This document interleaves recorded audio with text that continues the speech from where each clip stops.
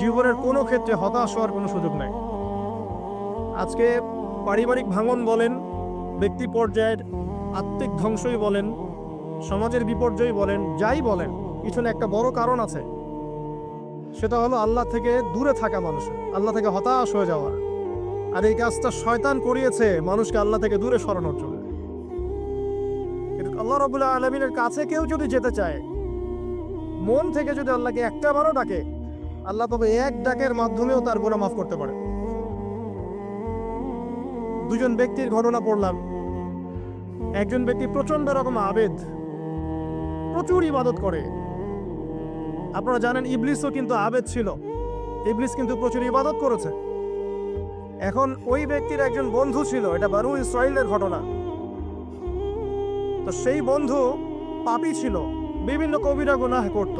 আর এই আবেদ ব্যক্তি বারবার তাকে নসিহত করত, গুনাহ ছেড়ে দাও, তুমি পাপ করছো, গুনাহ ছেড়ে দাও। তখন সেই ব্যক্তি যে পাপ করছে সে বলতো যে আল্লাহ কি তোমাকে আমার রক্ষক বানিয়েছেন? আল্লাহ কি তোমাকে আমার উপর দারোগা বানিয়েছেন? আমাকে আল্লাহর হাতে ছেড়ে দাও, আমাকে নসিহত করতে এসো না। একদিন এই আবেদ ব্যক্তি তার বন্ধুকে একটা জঘন্য পাপ করতে দেখলো, এমন একটা পাপ যেটা দেখে তার